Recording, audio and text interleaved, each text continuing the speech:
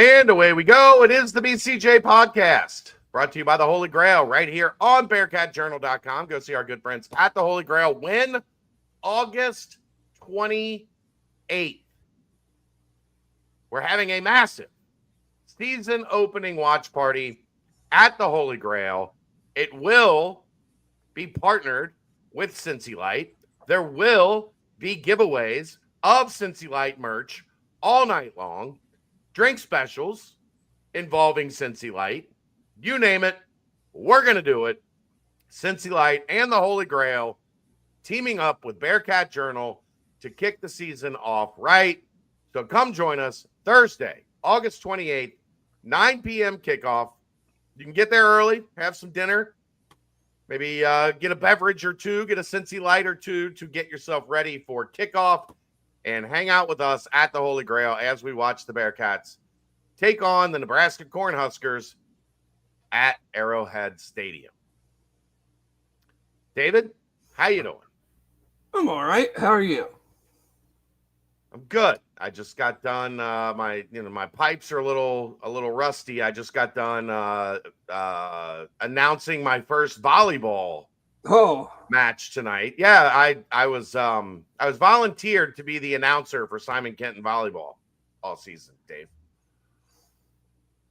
Congrats. I wasn't asked. I was told you're the PA announcer for volleyball all season. Fortunately, they got lucky and they scheduled all the games for Tuesday and Thursday. Bad news for Aaron, but the two of us and the BBP will still be on time. Expect on Tuesdays and Thursdays a little bit later version of the nightcap. I hope your agent negotiated you a strong contract. Yeah, I get to come announce the volleyball games for free. The agent's probably fired after this one, but you know what it is.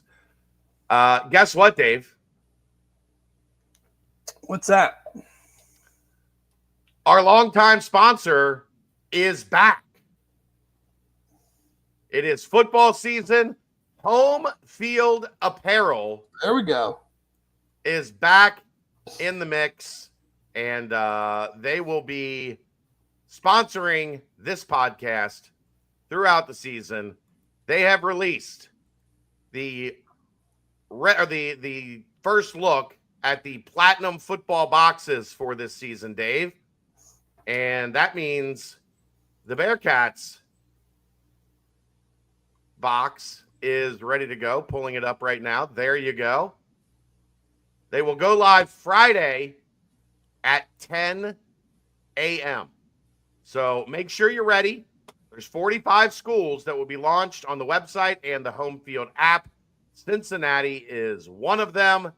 And there you get a look. Any of those jump out at you, David? I really like the Nippert Stadium one, and I like the T-shirt with the helmet with the dunking Bearcat as well. I like the red T-shirt. Yeah, red T-shirt. I'm not a white T-shirt guy. I like the black sweatshirt. The Humanitarian Bowl sweatshirt. Yeah, Deontay Kenner. Yeah. Big game. MVP. And I will say this, the one thing about Homefield, every hoodie I've got from Homefield has been outstanding. They are the most comfortable hoodies in the game. So there you go. 10 o'clock Friday. Stay tuned to me on Twitter. I will tweet it out when the link is out and live and ready to go.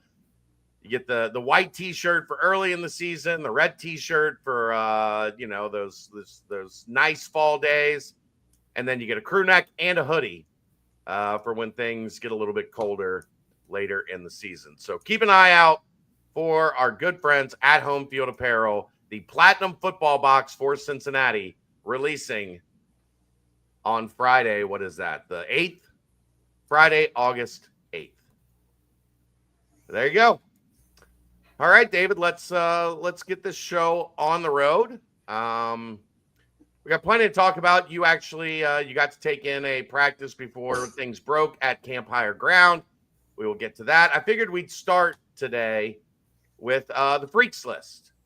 and 3 Bearcats on the Freaks list. I believe there were only 10 Freaks in the Big 12 conference. 3 of them, 30% of the Freaks in the Big 12 are Cincinnati Bearcats. Dante Corleone, Jeff Caldwell, and Jake Golday.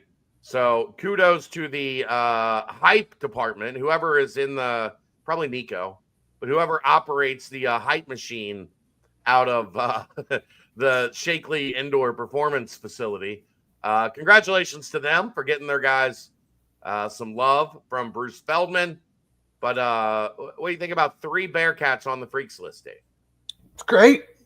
It's always a fun article to read and see what sort of numbers guys are putting up, whether it's UC guys, whether it's other guys. It seemed like a heavy offensive line, I think, at the front of the Freaks list this year. But it's a testament to Nico and his staff, and some of those numbers, especially like Jeff Caldwell's jump numbers, Jake Golday's jump numbers, they're pretty impressive when you put them up against, similar numbers coming out of the combine this year. Would have been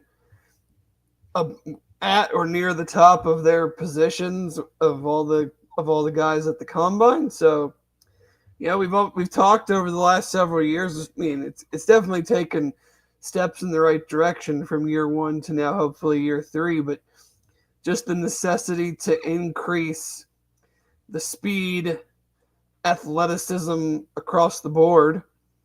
And what were they the only Big 12 team with 3 in the top 50, I think. 3, no one else had more. I think only a couple schools had more than 3 on the list. There was one school with 5, 1 or 2 other schools with 3, and then nobody, like Cincinnati had the second most, tied for the second most. So it's good stuff.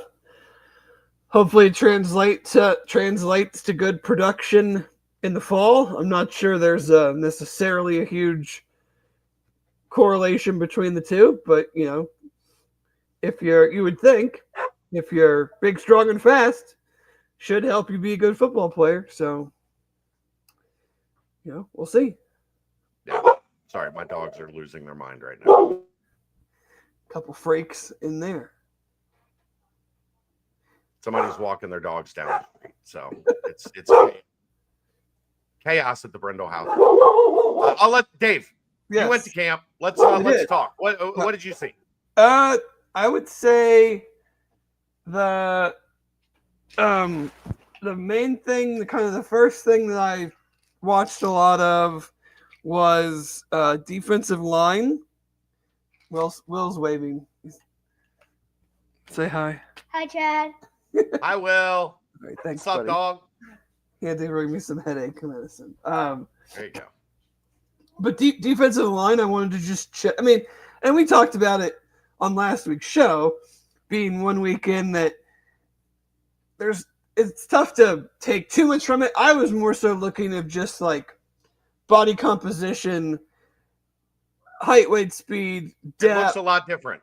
It does, and that's what I'm saying. Like, it certainly does. Now, I still don't, if they got put into a situation that they got put in last year, I think it would be better.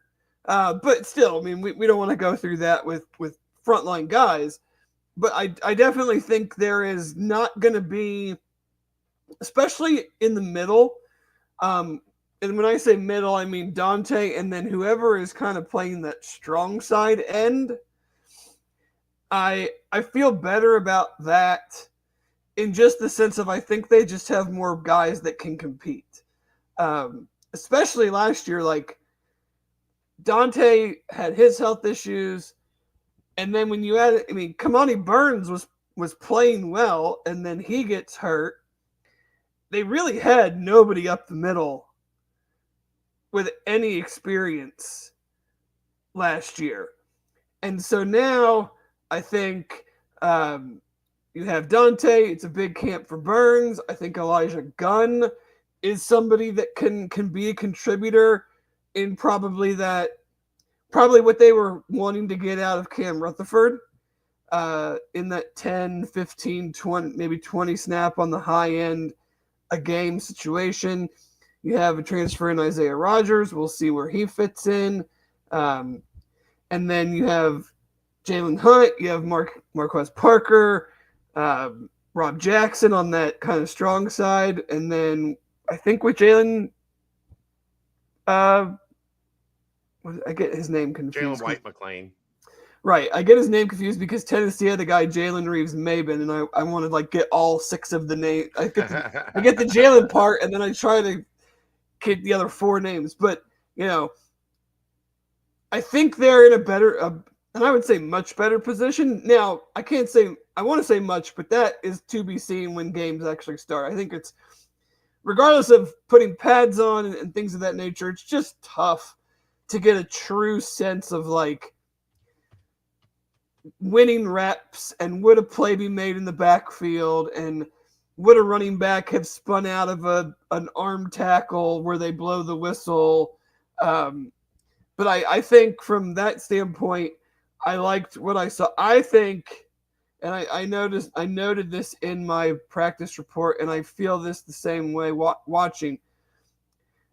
If I'm taking one guy in particular that I'm watching that has the potential to kind of, like we've talked about, elevate that sack number and get out of that cluster of a bunch of guys having 3 or 4 sacks and truly threatening the double-digit number, I'm going to put my chips on Marquaze Parker.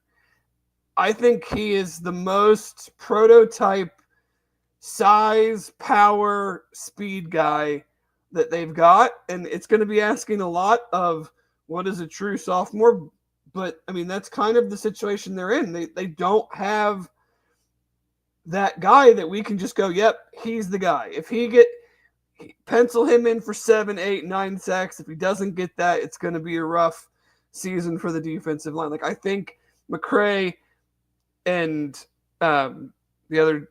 See, I'm blanking already again. What is it again? White McLean. White McLean. I think they have the capability. I haven't seen them do it for UC, and I think you saw flashes of it from Parker last year. It didn't finish in sacks, but you saw that on certainly plays that he showed the burst. He showed the tackle for loss capability. So if they can kind of get those 3, if those 3 guys can all get to that 5 or higher number, and then the other guys are getting the 3, 4 sacks, then I think they're in a pretty good situation. The guy that has flashed the most so far of that group is CJ McCray. Yeah. Now, how much of it has been exactly against the first team line? How much of it has been against the second team line? Because there is a vast difference right now between the 1s and 2s on the offensive line, mainly because that second unit is a lot of redshirt freshmen, redshirt sophomores. It is a very large but very young group. Yeah, you're talking about an experienced player going up against guys that have really not, whether it's in game or not, I mean, just really have not taken the number of snaps. I mean, when you consider the in-game snaps and practice snaps that CJ McCray has taken, I mean, I would be frustrated if he wasn't flashing against that type of a situation. We're seeing things get a little chippy. There was a scuffle yesterday. They were doing one of those late game situations. They took a run down to the 1-yard line, and the running back, I think it was Tawi, fell down at the 1-yard line, and then Sorsby took a snap and took a knee to let the clock run down. And as the clock was ticking, I think it started as a little friendly, back and forth. Yeah. And then I'd put it at the level of a Donnybrook. There were Donnybrook is to me, Donnybrook is more escalated than a scuffle? Yes, it was more escalated than a scuffle. Were any terrible punches thrown? Yeah. There were punches thrown at helmets. Which is again the dumbest thing you can do in sports. Throw a punch at a football helmet. The dumbest thing you can do is take your helmet off. The second dumbest thing you do is punch someone with their helmet on. Yeah. I don't know. I still punching somebody with their helmet on. You might survive if you take your helmet off. Well, if you punch somebody, I'm coming from the standpoint of like, if you take your helmet off, I'm taking mine off and I'm pulling a Myles Garrett. Yeah. Who was that? Mason Rudolph. Myles Garrett. No, did it too. Here. Oh, here. I don't remember. I don't know. Armorion Smith. Was that Armorion Smith? Oh, I don't know. That he got into a scuffle and in one fell swoop, unsnapped his helmet, grabbed the sides, and hit somebody with it at Camp Higher Ground a couple years ago. But there was some. It was more than a kerfuffle. I think it was in Donnybrook territory. And then today, I think it was Jalen White McClain and Nolan Latalupe, and I think that's how you say his name. White McClain jumped off sides, and Latalupe gave him like the head tap, like you jumped off sides. Yeah. Mm-hmm. And then White McClain just open hand smacked like I don't mind a good open hand smack to like the chin part of the helmet. I still don't know what that's gonna do. I don't either, but I prefer that to closed fists. Like you're probably you're not breaking anything doing that. Yeah, I mean it was. And then of course when a guy slaps another guy, then everybody gets. They're at the ready to hit somebody else face of. What did the 5 fingers say to the face? That's exactly what I said. That was my response. We were talking earlier. We were talking about me and Joe Daneman from Fox 19. Shout out to Joe, the TV guy, the only TV guy that showed up this week. So Joe gets a gold star. Love me some Joe D. We were talking about Charlie Murphy and the Rick James skit, and then the next thing you know, whack! Jalen White McClain slapped somebody, and they got a what did the 5 fingers say to the face? But they get a little chippy, which I like. I like a little chippiness. Jeff Howe, the brunch co-host. Good news, Dave. The brunch is back. Is this season 4 of the brunch? It is season 4. Season 4 of the brunch is back, so that'll be Sunday mornings. Have you guys picked a start time yet?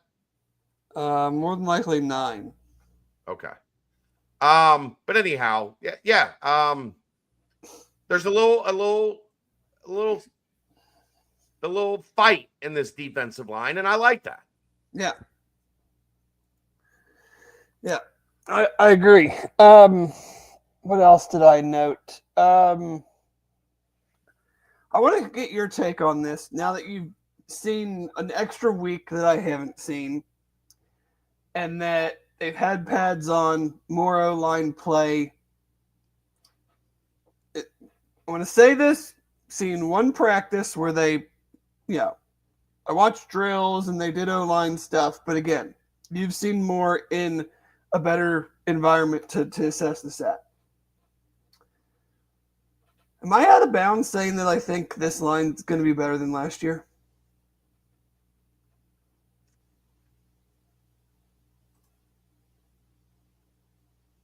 It's an interesting question. Because I think they can be. Because on the surface, from the outside, all we hear about is replacing 4 starters. And it's really actually only 3. Right. Because Buford has started, 15 games in the 2 years he's been here? A lot of games. The first year he was not good. No. I thought last year he was okay. I didn't think he was bad last year. No. I mean, I think he improved. I think he has his limitations. But there were certainly not as many times last year where I felt like it was blatantly obvious that a play was blown up because of a missed assignment. Yeah. I don't think there's a lot of difference between Taranteo and Luke Kandra. Can I say something? You can. I think he's better. I'm going to wait until I see games. I agree. That's why I said. That's why I prefaced all that with like, I saw one practice. Let's see games. Let's see more practice. But I think John Williams was excellent last year. I think he was good. I think Joe Cotton can be as good or better too. But if you're talking prototypical left tackle, it's Joe Cotton. He is every bit of 6'7". He is every bit of 320 pounds. He carries it well. He's light on his feet. He looks long like arms. When I saw him, he looks skinny. Kind of, yeah. That's what I mean. He's 320, but he carries it well. Yeah, I mean he's not like they're not inflating the weight or anything. He's just not because he's tall and long, and he just is able to carry that weight in a different way than your typical offensive lineman does. Because the ones that have like the big beer bellies are usually like 6'3", 6'4", 330. Right. He's got 3 extra inches and 10, 15 pounds less. But yeah, I mean he's an impressive guy on the hoof. And again, I don't want to get anybody super excited with what I'm saying.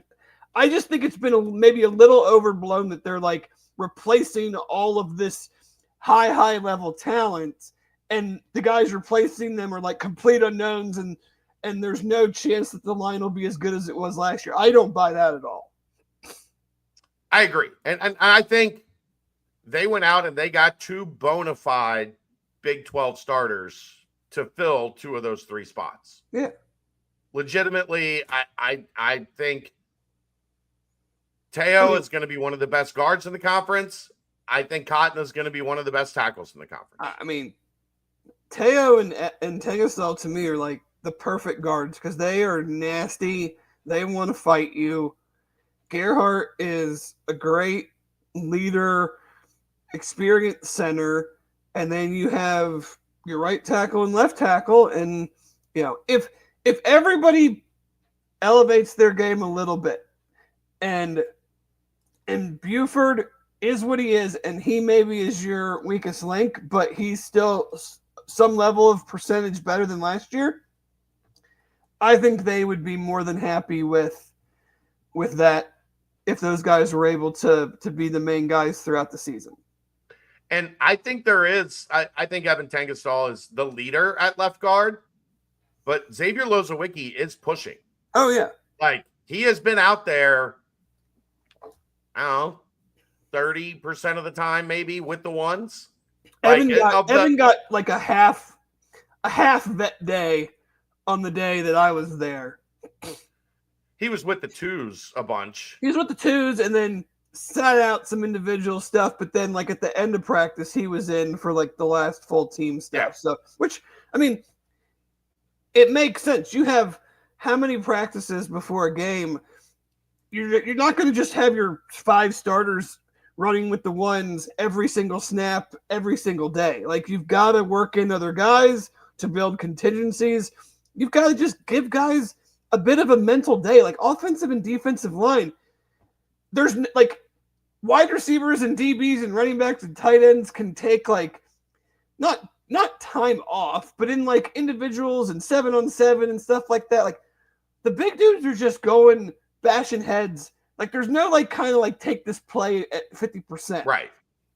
Well, you can get somebody killed that way. Right. You gotta give guys mental days to just like be like, okay, I'm going into the day knowing that I need to pay attention, that I'm going to work in here and there, but like this isn't a day that I'm going to be taking 100 and something snaps in the whole practice. And Dave, the reality is, of that second unit, nobody's played here. No. So you've got to, see what you got in Ethan Green at right tackle.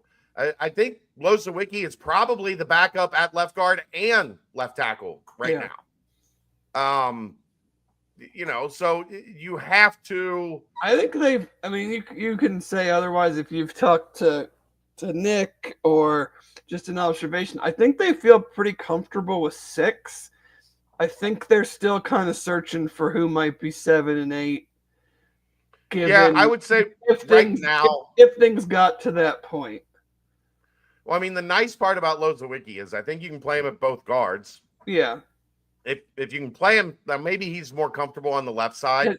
Yeah, there are some guys that he played right on the day that I was there. Or no, he played left. No, left guard. Yeah. So I don't know if maybe he's more comfortable on the left side. Mm-hmm. But I mean, I think you would feel okay with him at any of the 4 spots if you needed him. I know Tengastal and Teo both have experience or have taken reps at center. I think they'd really like Ethan Green to put himself in that position. Yeah, I mean, you can only you're all his size and stuff is tantalizing, but dude's got to take that step to. Yeah, and I talked to Nick about him after Coach Caldwell about him after practice out at Higher Ground, and he said he's stringing together a couple good days. And that's what you have to do. Yeah, you got to be able to put a couple good days on tape, and then they go, okay, maybe let's put him at right tackle for a day. I know Buford had to go home for a family thing one day, and Ethan got reps that day, and he looked pretty good. I didn't notice a whole lot of oh shit on the right side of the line when he was in there. So you need him to elevate, but the reality is those guys don't have reps. Those guys have not been out on the field taking snaps in a live game as Cincinnati Bearcats. Right. Lozowicki, Wheelock, Pastoriza, Latalupe, Lozowicki. We're getting the Middle Eastern Europe group. Can we get some Smiths, Joneses, and what? So you have to work those guys in some if they're going to be your backups because they don't have any experience at this level. Now they're big. If you stay in there, I think even more so than the defensive line group. Dave, I remember what that offensive line group looked like 2 years ago. Mm-hmm. And it was not Big 12 quality size. And this group passes the airport test at least. But I don't think you're out over your skis saying there is potential for this group to be better because I think Teo can be at least in the same stratosphere as Kandra. Mm-hmm. And I think Cotton projects even better than a guy that rightfully got drafted to the Green Bay Packers. So, and you've got a guy, and we did this the other night, Dave, when Aaron and I were doing the offensive line preview on the nightcap. We don't talk enough. Gavin Gerhardt, we just okay, right. Center's not a problem. That's the thing is if he had to miss games, who's playing center? It would be Teo or Evan probably, if I had to guess. Maybe, but I think they've been pleased with what they've seen from Taranteo there as well. Yeah. So, but got a chance to be a really good offensive line. So something I was thinking about just from I just think the highs can be pretty high for the two true new guys. So we'll kind of see there. My dude of the day was Kontosis. I love him. He's to me, he's your prototypical outside receiver. Possession outside receiver, yeah. I would say everything. Not just possession. I don't think he's beaten anybody straight down the field. I mean, he did it twice when I was watching him. Okay. I don't think he's a burner, I guess. No, he's not I don't think he's gonna lay down like a 4-3 high 4.3, but I mean, at his size and what he probably will end up being, maybe even a little bit bigger, like, I think he's plenty fast enough. But he's got, from what I've seen so far and what you guys have said, I mean, he's got great hands. He's physical. He runs good routes. He makes contested catches. Like, you just don't see that as a freshman. Like, typically it's, unless they're the elite guys, maybe they're super fast. Right. Or they're super tall and you just run like a bunch of fades and stop routes and back shoulder stuff to them. But, like, I mean, the play that got all the attention when he kind of, like, curled the ball. So, I mean, Daniel James was right on him. Yeah. And I think he can help. I think he can play a bunch. Now we'll see about that. But, if they can, and it's funny too, when I was talking to someone at camp, they were talking about Noah Jennings. And it seems like from that time to now, you guys have mentioned him pretty much every day. And it would be a huge boost to this wide receiver room if, like, Gio and him can be really, really solid complements to Caldwell, Allen, and Goody. Like, if you can get 5 guys in a realistic rotation, I think they would be very happy with that. Yeah, I mean, the only thing I do worry a little there, I think Goody could play outside. Jennings probably could play. I don't think you'd want him at boundary, but I think Jennings could play field. You don't have a lot of, like, true outside guys other than really Caldwell and Cyrus. I mean, they move around a lot. Yeah, a lot. He's in the slot. He's outside. He's in motion from the outside to the slot, like from one side of the line to the other. We talked about this a little bit on the BBP. That's one of the things that I think we're seeing more with this offense, because there is more talent, more weapons, that they're doing a ton of motion. They're making the defense identify, and I think they feel more confident doing it than they have in the past because of the group that they've got out there. But yeah, I mean, Noah Jennings has been consistent. Isaiah Johnson has had flashes. Gio has had flashes. I think I agree with you on Gio. I do think your judgment is a little clouded on him because you saw him on his best day. Yeah. He has not been, and he's a freshman, so I wouldn't expect him to consistently be like he was that day. The other one, I think Elijah Jones can help him. Yeah. He's more of a, like, steady hand, find the weak spot in the zone. I've seen a lot more of that than I have in the past 2 years, where guys are actually able to identify, like, okay, get here and kind of sit down for Sorsby to find me. I don't think we've seen enough of that in the offense over the past couple of years. Like, I feel like I could probably count on one hand the number of times I felt really comfortable where they're like a team ran a zone defense. The focus was outside and a guy just found a spot, 10, 11, 12 yards down the field, sat down and was ready for the ball. Mm-hmm. I just don't feel like we've seen enough of that. Do you? No. I mean,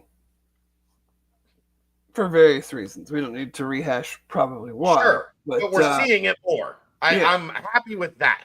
Mm-hmm. Take the yards the defense is going to give you. It's one of the reasons I loved Xavier Henderson. For a while, teams were just giving him that free release 8 yards, and he just took it every time. You're going to give it to me? I'm going to take it. And then teams stopped giving it to him, and that's when the offense kind of went flat because they weren't taking the free yards that the defense was providing. Mm-hmm. Yeah, I just think they have a better complement of guys. I think, it's still a lot to me. There's still a lot of TBD in that area and with the defensive line. I know you guys talked about, like, on Monday night's show about kind of like where your thoughts are on a scale of 1 to 10, I think is what you said. versus where you were going into camp. Like mine is kind of in the exact same spot because the biggest questions I have aren't really answerable in camp. You can get hints. Sure. But like there's nothing that they can do before the Nebraska game that's going to tell me this team is going to get to the quarterback. Like, I don't care about the one-on-ones or even the 11-on-11. It's just not – unless they were just like – unless it was a turnstile. Because I think that the offensive line is going to be terrified about the offensive line. Right, but that's what I'm saying. I don't think we would see that because I also think the offensive line is going to be pretty good. So – I would be stunned if that was the case outside of maybe one day that maybe like everything clicked and they were just running roughshod into the backfield. So like I wouldn't expect that to be the case in practice. So that's not really going to, tell me much in that regard for the season. Yeah. I mean, like I said, I went up. The question was, if you went into the start of camp at a baseline of 5, where would you be at now? And I said I'd be at about a 6.5. The main reason for that being, Dave, I've seen both sides perform at a pretty high level at times. I think it's been pretty even. And those have typically been, like I said this on Mo today, the only time I really if I walked out of a 2021 practice and the offense played really well, I would be like, whoa, okay, this offense got a chance to be pretty good too. Because we knew that was an elite top 5 national defense going into that year. So the days the defense didn't win was pretty surprising. There have been days the defense has been really good. There have been a couple days the offense has been really good. And then the rest of the days it's been like pretty even, pretty back and forth. The offense has made some plays. The defense has made some plays, but I didn't feel like anybody had like a significant upper hand. Right. And for me, I think that is a good sign for where this team is at 3 weeks from. I think for me, I think it's a good sign, but I also think an even better sign is that because it would be, to me, it's you don't want to have it shaded too far one way or the other. We're on day 4 where the defense is kicking the crap out of the offense or vice versa. Right. But I think you also don't want it to be too many times where it's pretty even because that doesn't necessarily tell you that both are good. Like everybody. So I like that there's been days where both sides have dominated.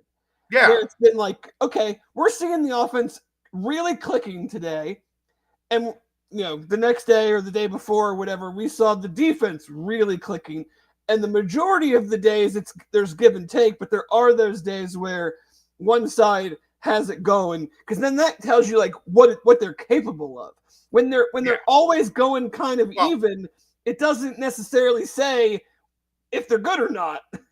But I think there's a difference there too, because there are days it can be even and you can walk away feeling like neither side played particularly well. I think for the most part, the even days have been more of the variety of the offense has done some really good things. The defense has done some really good things, but nobody pulled ahead or nobody had that 10-minute period. And that, that was it. It was the day after you were there. Yeah. The day I was there, the offense made some plays. The defense didn't the defense didn't get 7 interceptions or anything, but they pretty much, once you got into the 11-on-11, the offense really didn't do much. The defense definitely won the day. I mean, obviously Gio had 3 touchdowns. There were other nice plays in certain portions of camp, but the defense, I would definitely say, won the day pretty handily when I was there. And then you said the day after it was like a video game, you're playing against a 6-year-old or something.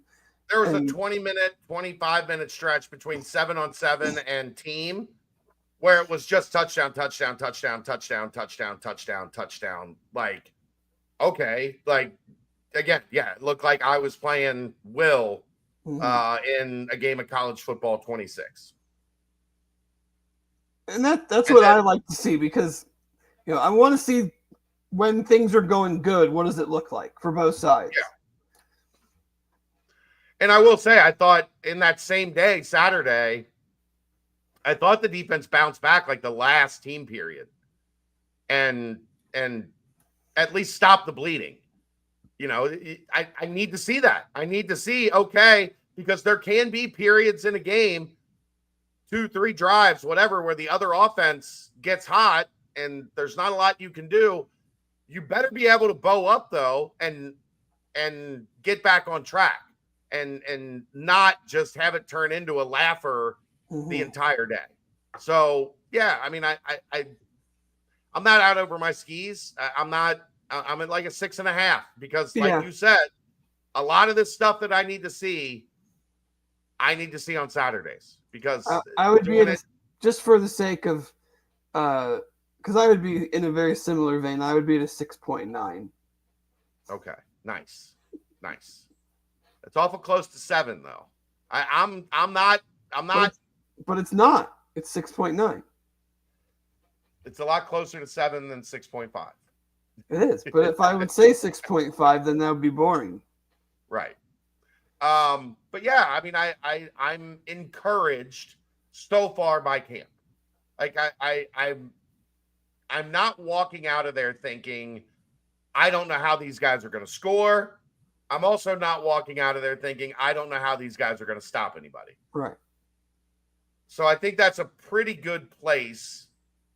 And it's also like that point that we've talked about wide receiver.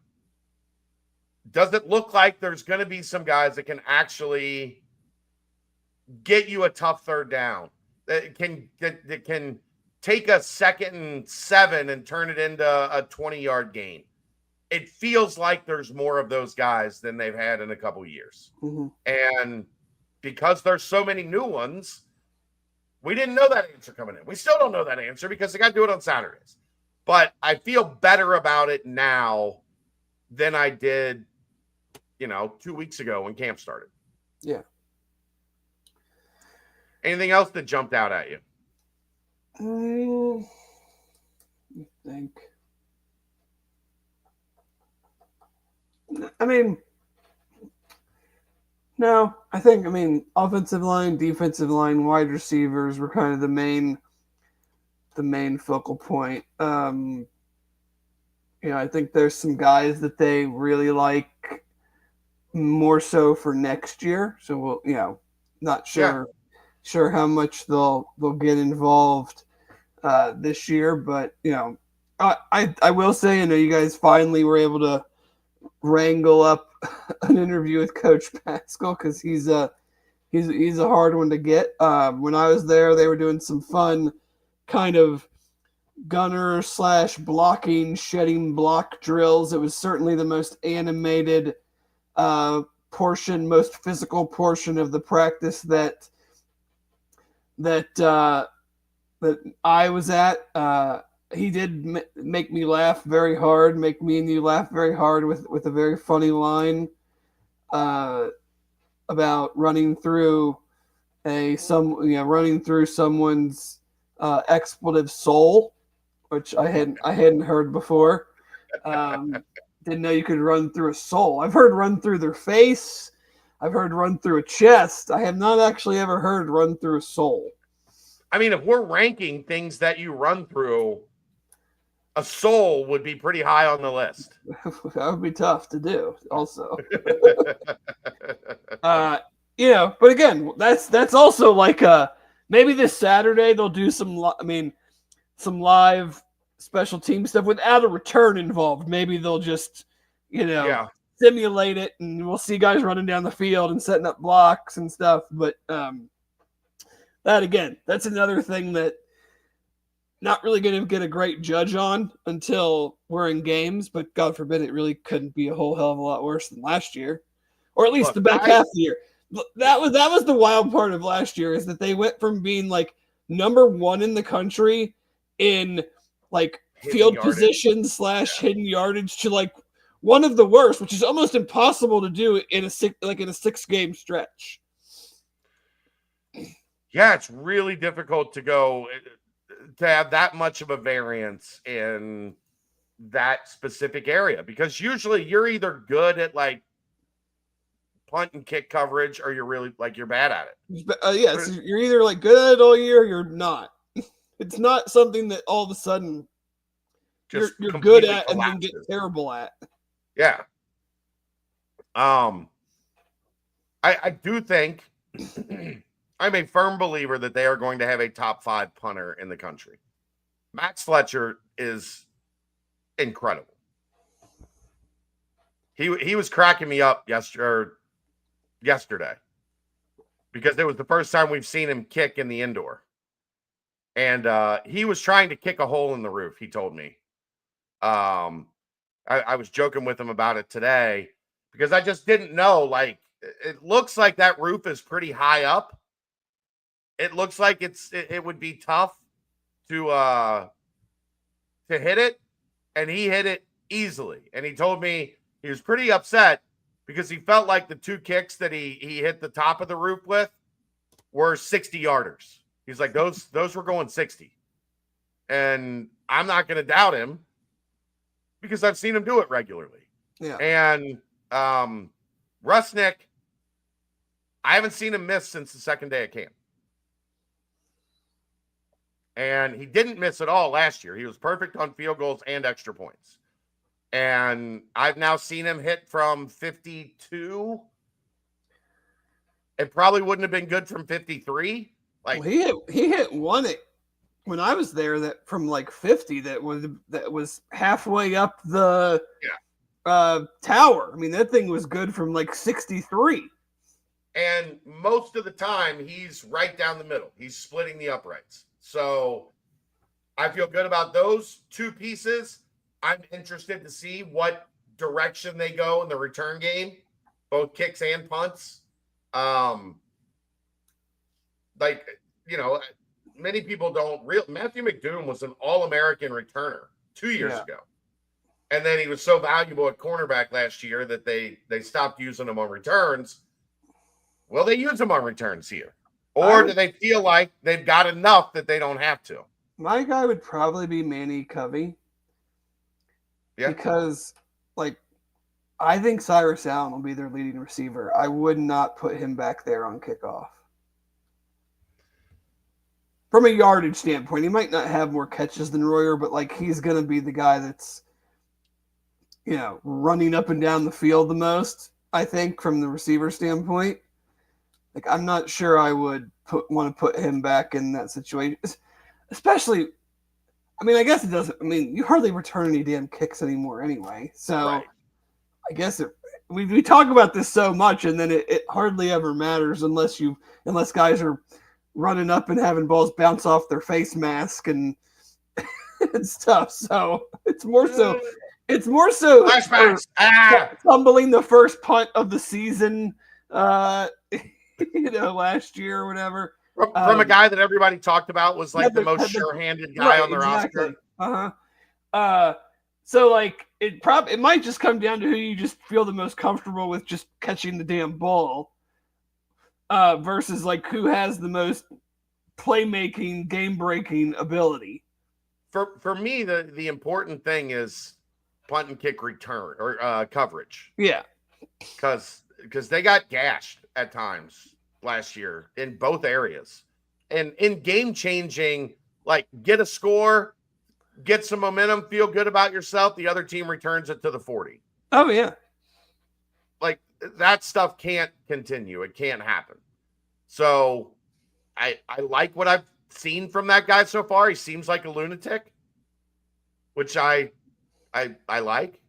Mm-hmm. And he seems very detail-oriented. He seems very specific. Now, he has said they haven't gotten into a lot of their specialized stuff. They've been doing a lot of base over the first, and this is probably in part because he wasn't here in the spring. I'm sure you probably would have put a lot of that stuff in the spring if you could have. Yeah.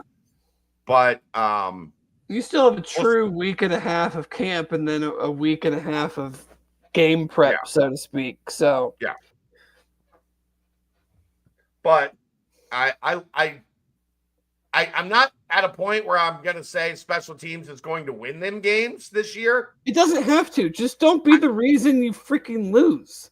Right. That's what I am comfortable saying. I don't think we're at a point where I special teams is going to cost them games. And last year it cost them games. Winning games or being a major contributor to a win, to me, that's like found money from special teams. Like your kicker goes 5 for 5, or your offense is struggling, your kicker goes 5 for 5. You return the kickoff for a touchdown, like it changes momentum, kind of like the Trey Tucker one at Indiana. Just don't give teams short fields when you fumble kicks of any kind. And when they do return punts or kicks, don't give up big returns. Like, you and I have talked a lot about the West Virginia punt play when Mason knocked the crap out of the guy, but he also returned it 30 yards to like the UC 30. But there was also a situation, I believe, where UC scored, and on the ensuing kickoff, the guy brought it back to like midfield. Yeah, that's what I was just mentioning. That was the one I was just mentioning. You get a score, you get momentum, and then they're at midfield. So you have like immediately. 2 plays like that in a close game where the other team has to go essentially 80, 90 yards, on 2 drives. Not even a full football field in 2 drives because you aren't covering, in the first instance, the kick was not a good kick, and then which made the coverage bad. And then the second time, you just have bad coverage. Right. Is there anything from like Friday when I was there to today that noticeable change, noticeable group of guys, anybody that like hadn't kind of jumped out to you guys in maybe the first week that is now showing more, and maybe it's because they're a transfer or even a spring transfer that didn't go through spring practice that now you're like, okay, this guy seems to maybe like have his feet under him a little bit more than he did in week 1, or is it kind of all the same dudes? I mean, my eyes are also starting to drift to like some guys that we haven't talked about a lot. Just to get a better look, get a better feel. Like I've been watching Tim Griffin some, just because physically 6'4", 275 pounds, and he can move. Like, oh yeah, long term, if there's gonna be one of those dudes emerge, like he's got to be at the top of the scouting report for that. I've talked about it. I don't think we're gonna see him much this year. In an ideal world, he is the Marquaze Parker, and you don't have to see him. Right. But we had to see Marquaze Parker last year because of all the injuries. Yeah. So I've been watching him. He's caught my eye a little bit. Miles Harrison, the linebacker, continues to flash to me as like that traity. What is he, like 6'3", 210, like sideline to sideline, but also I've seen him in the backfield making some plays. He is kind of caught my eye. We've talked about Daniel James. I think Daniel James is having a really good camp. But the thing that I would say probably since Friday, so Saturday, Monday, Tuesday, today, Sorsby has been more consistent. And that is like, the variance was so wide last year. It felt like he was never good, right? He was great or he was bad. Like, it never felt like, okay, Sorsby's just keeping the offense moving. They're not making anything crazy happen, but They're changing field position. They're keeping the other team on their heels. Like, I never felt like he was – it just felt like he was either, like, in an elite rhythm or he was in no rhythm at all. And the past couple days, it's felt more like he's taking what's there. He's not forcing stuff. But then when he's keeping drives alive and then allowing a big play to happen 2 or 3 plays later because he got a first down. Mm-hmm. You know what I mean? He didn't force something, cause a 3 and out, and then, you know, on the second set of downs, third set of downs, then they make a big play. And I didn't see enough of that from him last year. And I think I've seen more of that over the past 3 days than I did the first 5 days combined. Yeah, I mean, the day I was at, I didn't think he had a very good day. I mean, I didn't either. I thought he was pretty bad Friday. Through the interception to Peak, and then the one ball he had a long touchdown to Cyrus Allen, overthrew him, by a yard or two. But I thought Brady had a much better day than he did that day. So, but again, it's like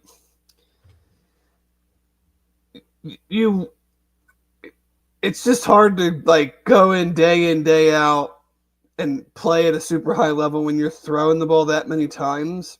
Sure. So, but you want to see an elevation of consistency. You want to see days stacked on top of days. And then you want to see, from a quarterback, I want to see okay, like you saw on Saturday, here's the day where we just, it all worked. And then knowing that that's not realistic for several days in a row, but that next day, next 2 days, it's not a huge drop back to not a great day. It's a drop to still pretty darn good, just not a clinic of right. Offensive efficiency. Right. Those throws aren't going to be there because guess what happens? If you have a day where you just dust the top off the defense. Well, it happened last week. They were pretty good on Wednesday and came back, and the defense got them on Friday when I was there. They're not going to let you do that the next day. They're not going to let the safeties and the DBs are going to know these guys aren't just running free on us today. We're going to make it known that that's not going to happen. So then you take the underneath stuff that day, and now you got them thinking about the underneath stuff. And then you go back over top. It's just the progression of a long camp. And it just felt like too many times last year, Dave, that Sorsby was boom or bust. And there was no middle ground. And he's got to find some middle ground this year. Yeah. You're playing at a high level. It's not always going to be, I am in rhythm. I am cooking. There's only one 2019 Joe Burrow. Yeah. You don't get that. So when it's not, I'm at the absolute best, you need to be at 65, 70% instead of 40%. Yeah. And last year it was either 90% or 40% or 30%, and there wasn't enough 60, 70%, I guess is what I'm trying to get at. Yeah, and you have to have some games where you just 240, 2 touchdowns, no turnovers. Yeah. It doesn't all have to be Texas Tech, but it can't be Texas Tech and then 4 weeks later Iowa State. Right. Or West Virginia. 120. Yeah. Yeah, you don't get to over 100 until a meaningless play in the fourth quarter, Yeah, there's got to be a lot less than that. Yeah, with the pads being on, have we seen an influx in the running game, and kind of how have the linebackers and running backs looked? I think the linebackers have looked really good. There are some times Simeon Coleman just destroys people. I mean, it feels like we're getting to once a practice, you hear a loud boom, and then you see Simeon Coleman getting up from the pile, celebrating with his team. I don't know how they're going to keep all those guys happy with snaps. Yeah, because the other guy, outside of Golday, who I think has been outstanding. The other guy that really has caught my eye has been Brian Sims. Yeah, he had the defensive play of the day when I was out there. He destroyed whoever was in at right tackle and Devin Zahersky on the same play. Well, he ran past, like, embarrassingly ran past the right tackle, and then just flattened Zahersky into Zion Johnson, who fumbled, and then then Brian Sims recovered the fumble as well. And the running backs are kind of consoling Zion Johnson next to us. Like, look, man, that he destroyed the tight end, and the tight end flew back into the ball. There ain't a whole lot you can do. Like, yeah, you got to do your up downs. That one you're gonna have to just kind of take on the chin because there wasn't much you can do. But those two guys have been a lot of fun. Tree Trunk Tywee went in after that play. Yeah, his legs are. It doesn't make any sense. His calves don't make any sense. Aaron's gonna flip out if he comes Saturday. You're gonna need that's gonna be the one GIF on Twitter of the guy sweating, fanning himself. Yeah. But yeah, I mean, you've got Golday. We're expecting I'm going to be honest. Like, if this defense is going to take that step to where I think they could potentially be, and where, like, that dude's got to be in the conversation for Big 12 Defensive Player of the Year. He's got to be all over the place. Sacks, interceptions, forced fumbles, obviously tackles. And then you got two vets in Dingle and Jonathan Thompson. You got two young guys in Monte Whedon and Simeon Coleman that played a lot last year. You have Brian Sims, who seems to – we've been waiting on him. I mean, I remember you and I talking when he got here. He looked like a guy that was ready to play, and it just hadn't really clicked yet for whatever reason. He seems to be having a really good camp. I mean, that's 6 dudes right there. Yeah. That are all probably thinking, like, I need to play. I like Whedon too. Did you say Whedon? Yeah, I like Whedon too. Whedon and Coleman are like the younger guys who played a little bit last year that are probably itching to get out there behind some serious vets. I mean, that have played a ton. There's a lot of depth at linebacker. Have you seen any? I mean, and this is something that maybe I'll watch for in practice on Saturday. And I don't know if you maybe. Are they practicing any before Saturday, or are they off? It's Friday. I'm wondering, like, and this is a good question maybe for, like, Tyson off to the side, or maybe you have seen some of this. Like, have there been times where they've rolled up any of those guys to almost like a 4-man front and had from like a pure 2-point stance rushed one of them from the end? A lot. Yeah. I mean, that's what I would hope for, because, like, if you're going to get pressure on the quarterback in this formation, it's going to be difficult 3 against 5 or 3 against 6, regardless of how good they are. It's just a numbers game. You're going to have to bring up somebody on occasion, because it's very hard to do games with a 3-man front, because there's always like an extra guy there to help block them. If you do a Dante Marquaze Parker stunt, it's still 2 against 3, they're just coming from a different angle. Right. So you're not like getting anybody in a one-on-one situation where one of the linemen might mess up because their weight's too far, because they see Jake Golday up on the line in a 2-point stance, and you run a twist, and then he comes free, or one of the other guys comes free. So that's something I'll be interested to see, like, with the linebackers, with the experience they have, with Golday as a pass rush option. Are they bringing anybody up? Today. Are they bringing anybody up more on the end and almost turning it into a 4-2-5 at the snap, where they're showing 3-3-5, but then as the play is about to happen, somebody comes up from. I mean, they did that a little bit last year with Jared Bartlett, but I don't think they didn't just have the defensive lineman to do that with. I think they have the defensive lineman to do that now, because Dante is going to command a double team. So if you bring the guy up on, you shade the guy he attacks the guard center gap, and then you have two other guys on that side. Theoretically, you should be able to get some pressure over there that you maybe weren't able to do last year because he wasn't in there. Yeah. I obviously I can't get too detailed about what I've seen because then they won't let me come to practice anymore. Exactly. But I do think there is one, Dave. Some of it also is I don't think they trusted the DBs last year, so they didn't trust to send pressure because they didn't think they could hold up. Because if you don't get there, even if you're sending 4 or 5, it's still a lot of times on man. You're not overloading in this defense. Like, there's not going to be instances where they're like bringing more than 4 or 5, I wouldn't say, unless it's just an all-out zero coverage. Like, we just got to go heat up the quarterback. John Tenuta's not here anymore. Yeah. So if you don't trust the back end, you're not going to put him out on an island. Right. So I do think we'll see and year 2 in this defense as well. I think you've got guys that are more comfortable, guys that understand, okay, maybe we're bringing heat from here.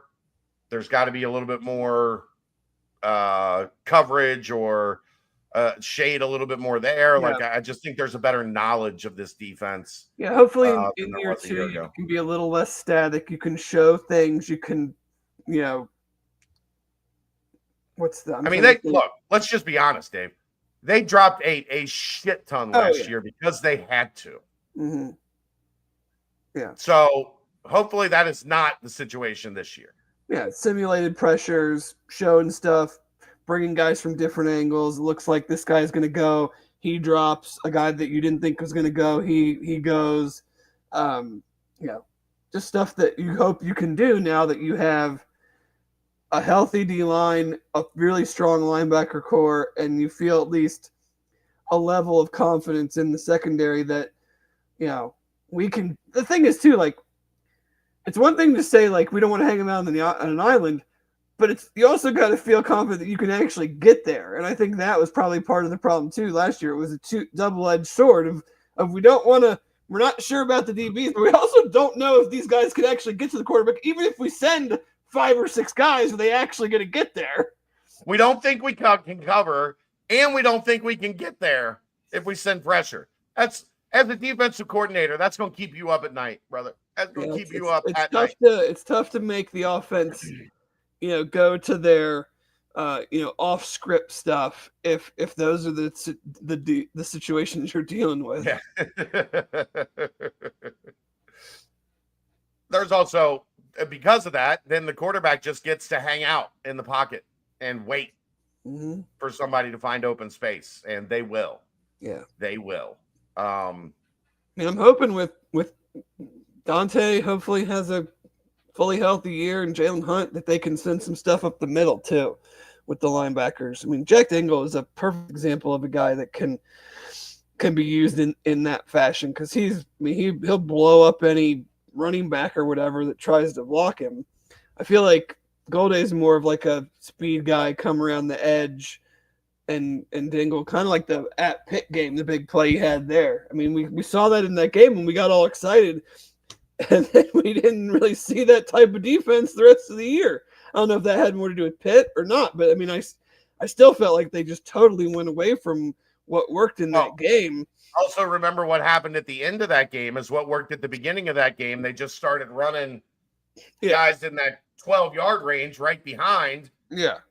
Dumping it off and watching them run 40 yards. I think that's what happened, Dave, is they weren't getting home and they were just leaving that space open from 7 to 12 yards, make the easy throw, and let your guy run 25 yards before anybody's even close to him. Mm-hmm. And then when you put that on, that's a bad thing to put on tape, Dave. Here's all you got to do to get a guy running open for 25 yards. Right. Because teams are going to sit there and watch the tape and go, all right, yep, check. We're going to do that again. We're going to do our version of that, and we're going to have fun. But now, you got anything else? I don't think so. I think we covered a lot of it. I'm excited to come out on Saturday. Since the whole crew will be there, I'll just get to watch. Yeah. I think Anthony DeFino next week, Dave. Oh. For our preseason. There we Casino go. chat. I hadn't even had a chance to reach out to him yet. You're beating me to the punch. I saw him yesterday at practice, and I was like, "Hey, it's about that time to do the thing." And so I think he's going to join us next Wednesday. Awesome. So, looking forward to that. That's going to wrap up the football conversation. Let's timestamp it. Brought to you by Turtles Brew, 6% ABV, 0 sugar, 0 carbs, gluten-free. It's a bourbon-infused sweet tea. They have lemonade tea and strawberry mint and cherry lime and raspberry peach, orange vanilla. There's more than 50 locations in Greater Cincinnati, over 100 locations in Ohio. All you got to do, go to turtlesbrew.com for more information and the location nearest you. A little bit of basketball stuff, Dave. Okay. It looks like things are. I'm still not ready to say it's all the way done, but it does look like things are trending further towards that being the case. On Spanish wing, Jordi Rodriguez, Dave. All right. 6'7", has been in the Spanish national program for a long time. Most of his numbers, if you combine all of his higher level stuff, average to roughly taking 5.5 threes a game and shooting somewhere in the 40 to 45% range from three. Great. Aaron is going to hate him. I can tell you that right now, just based off watching some stuff from yesterday. So Baba Miller and Jordi Rodriguez are teammates on the Spanish select team, which is like one step below the Olympic team. Right. So they're both on that team. They're both over in Spain right now.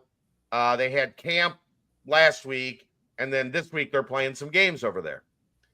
And Jordi didn't shoot it real well yesterday, but like 3-on-1 fast break, Dave. Take the layup. Nope. Kick it to Jordi. Three's on the way. So, right out of it.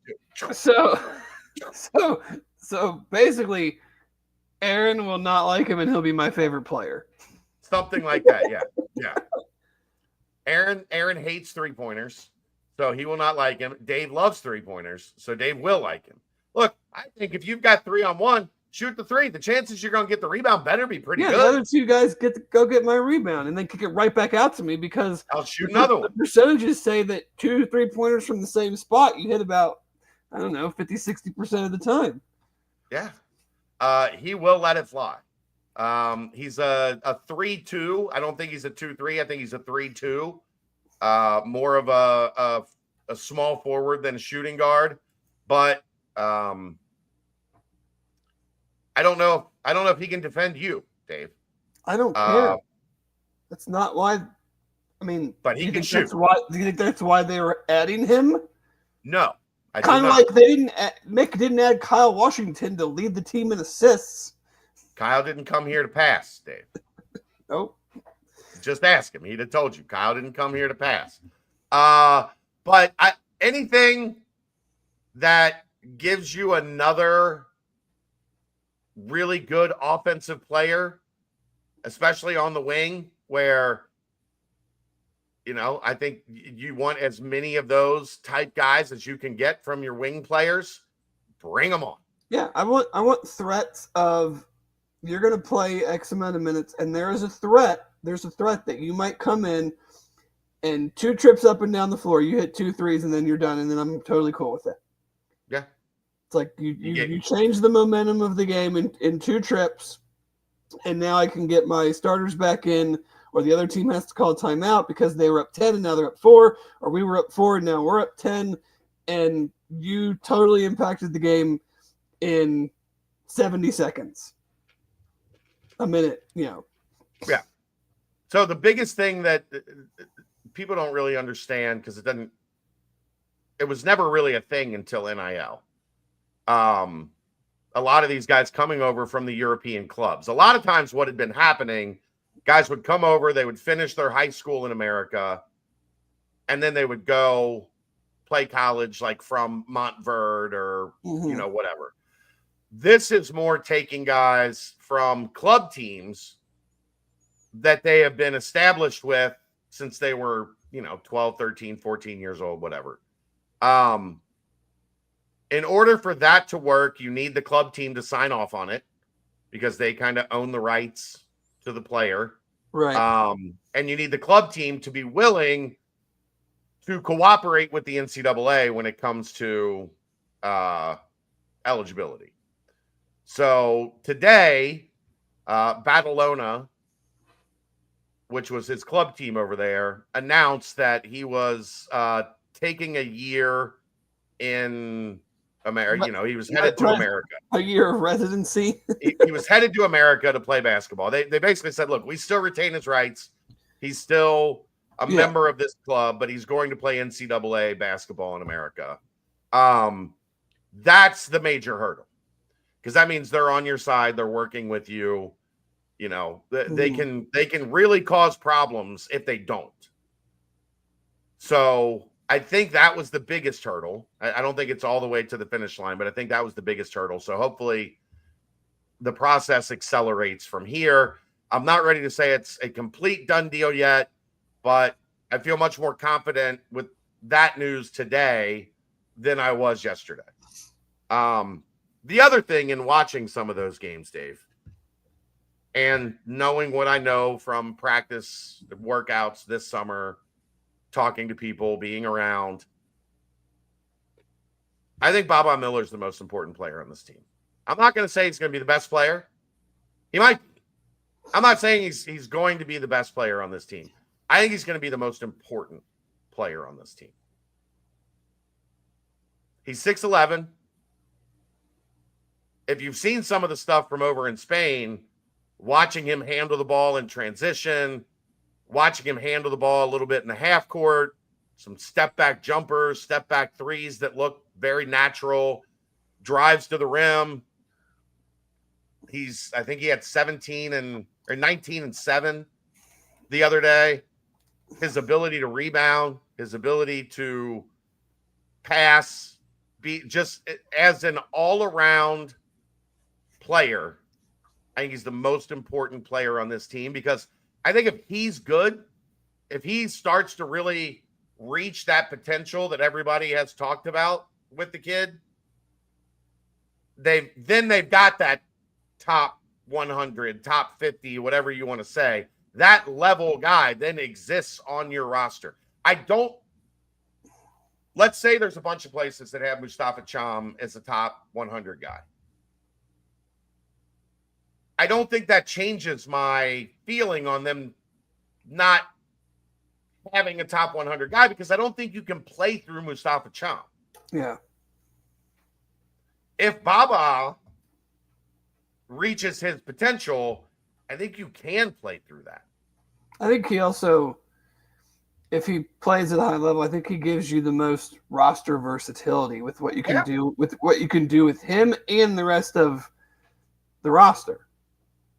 Well, just the thought of having him playing next to Cham, or having him playing next to Jalen Haynes, Big Slime, and the things that they can do playing off of each other changes things exponentially if he's as good as he can be. I will also say, if he's a disappointment and doesn't play to his potential, that is equally as bad for this roster as it is good if he plays well, which is why I've come to the conclusion I think he's the most important player on this roster. Makes sense to me. We haven't seen a guy like him here. I don't know when we've seen a guy like him here. 6'11", can handle the ball, can shoot, can rebound. Like the things he can do in that, a 7'4", 7'5". The height is slightly different, but I mean, DeMar Johnson. Yeah, but DeMar was a 2-guard, so a little. I mean, like a taller guy that can dribble, shoot from the outside. Yeah. I guess the biggest difference there would be DeMar was like 148 pounds the year he was here. And Baba is not that. Yeah. Baba's got some meat on his bones. But yeah, I mean, there's not a lot of guys out there that are 6'11" and can impact the game in as many ways potentially as he can. Yeah. So I that's probably not, I don't know. It's not probably a bold statement, is it? No, I don't think so. If he's a unicorn, Cincinnati's going to be really good. If he's just okay, then I've got roster questions again. I agree. Anything else you want to get to? I don't think so. All right. We're kind of, we're not quite, we're not quite ready to talk Nebraska or the season yet. We'll have are we wanting to do a season preview show and then a show dedicated just to Nebraska, or are we going to do that in the same show?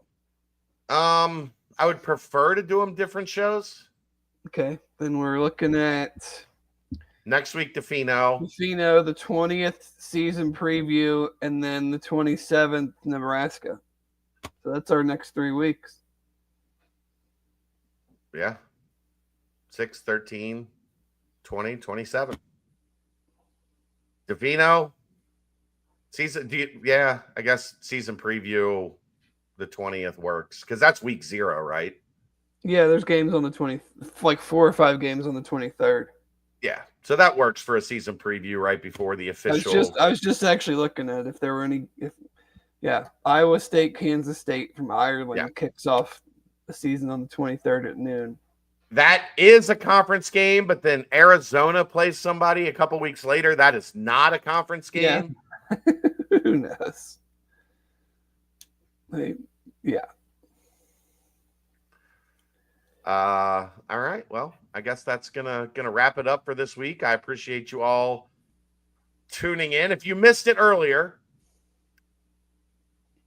Thursday, August 28th, 9:00, Holy Grail. Cincy Light will be there. We will have prizes, giveaways, lots of good stuff for the fan base. Come down, watch the Bearcats take on Nebraska. We're throwing a little party. It's a watch party, but it's a party. So come down. There will be details that will continue to come out between now and then. I met with the Holy Grail and my folks at Cincy Light today. Everybody is on board. So we're looking forward to it. We're going to have a good time. And we're going to watch the Bearcats go into Arrowhead and take on the Cornhuskers. Dave, that fan base. You should do a can corn drive. You bring a can of corn, you get 1 free Cincy Light, and then we donate all the cans of corn to some local food pantry thing in honor of Nebraska. Okay. I'll see what I can do. But that's going to wrap it up. Thanks to everybody for tuning in. That's the BCJ Podcast, live from the Cincy Light Studios, brought to you by the Holy Grail, right here on BearcatJournal.com.